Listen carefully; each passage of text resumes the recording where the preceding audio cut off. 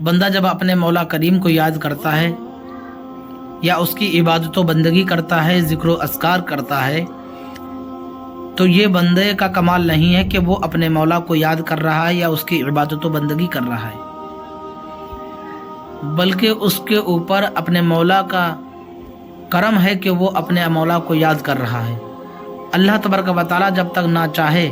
تب تک بندے اس کا نام نہیں لے سکتے،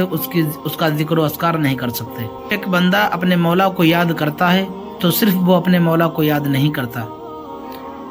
بلکہ اللہ تبارک و تعالیٰ خود اس بندے کو بھی یاد کرتا ہے۔ اللہ تعالیٰ فرماتا ہے فاذکرونی اذکرکم واشکروا لی ولا تکفرون، تم مجھے یاد کرو میں تمہارا چرچا کروں گا اور میری ناشکری نہ کرو۔ صلی اللہ تعالی علیہ وسلم نے فاذکرونی اذکرکم کی تفسیر میں فرمایا کہ اللہ تبارک و تعالیٰ فرماتا ہے اے میرے بندوں کی جماعت، تم مجھے اطاعت و بندگی سے یاد کرو، میں تمہیں بخشش و مغفرت سے یاد کروں گا۔ یعنی تم رو کے عرض کرو اے اللہ تعالیٰ میں گناہ گار ہوں،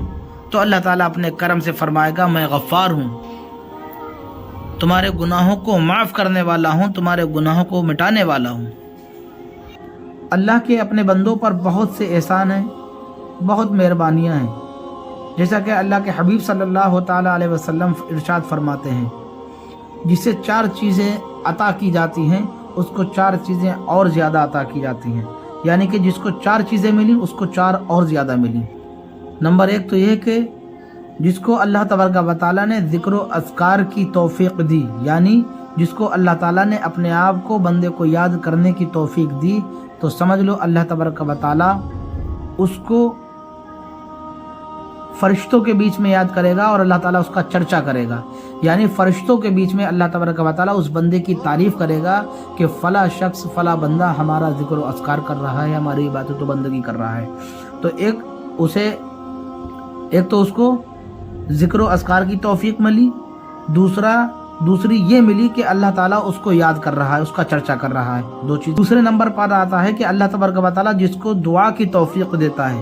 دعا مانگنے کی توفیق دیتا ہے، تو اس میں یہ چیز عطا فرماتا ہے کہ اس کی دعا کو قبول بھی کیا جائے گا۔ یعنی ایک تو دعا مانگنے کی توفیق ملی، دوسرا ہوا یعنی تمہاری دعا بھی قبول ہے۔ تیسرے نمبر پر آتا ہے تو اللہ تعالیٰ کا شکر ادا کرتا ہے، اللہ تبارک و تعالیٰ اس کی نعمتوں میں اور زیادہ اضافہ کر دیتا ہے، یعنی اس کے پاس جو کچھ ہے اللہ تعالیٰ اس سے زیادہ اس کو عطا فرماتا ہے۔ شکر کی بڑا فضیلت ہے، اللہ تعالیٰ کا شکر ہمیشہ ہر حال میں ادا کرنا چاہیے۔ تو جس کو شکر کا جذبہ دیا گیا اس کی نعمتوں میں بھی اضافہ ہوگا، یعنی اس کی نعمتیں زیادہ بڑھیں گی، کیونکہ اللہ تعالیٰ خود ارشاد فرماتا ہے لَإِن شَكَرْتُمْ لَأَزِيدَنَّكُمْ لَإِن شَكَرْتُمْ لَأَزِيدَنَّكُمْ، اگر تم میرے شاکر بندے بنو گے تو میں تمہاری نعمتوں میں اضافہ کروں گا۔ جس کو توبہ کی توفیق ملی اس کو جو ہے بخشش کا بھی پروانہ سنایا جاتا ہے، کیونکہ اللہ تعالیٰ اس کے بارے میں فرماتا ہے استغفروا ربکم انہ کان غفارا، تم اپنے رب سے بخشش چاہو بے شک وہ بخشنے والا ہے۔ اور اصل بات یہ ہے کہ اللہ تبارک و تعالیٰ اسی کو توبہ کی توفیق دیتا ہے جس کی توبہ قبول کرنا چاہتا ہے یا جس کی توبہ قبول کرتا ہے۔ اب ہم اپنے اوپر غور کریں کہ ہم اللہ تعالیٰ کو کتنا یاد کر رہے ہیں، اس کی عبادت کتنی کر رہے، اس کا شکر کتنا ادا کر رہے، اس کی ناشکری تو نہیں کر رہے۔ عبادت کے لیے ہمارے پاس وقت ہی نہیں ہے۔ اگر ہمارے پاس وقت نہیں ہے تو یہ جان لو کہ اللہ تبارک و تعالیٰ تمہیں اپنی بارگاہ میں نہیں بلا رہا۔ جو لوگ یہ کہیں کہ ہمیں وقت نہیں ملا عبادت کا، ہمیں وقت نہیں ملا شکر ادا کرنے کا، ہمیں وقت نہیں ملا توبہ کرنے کا،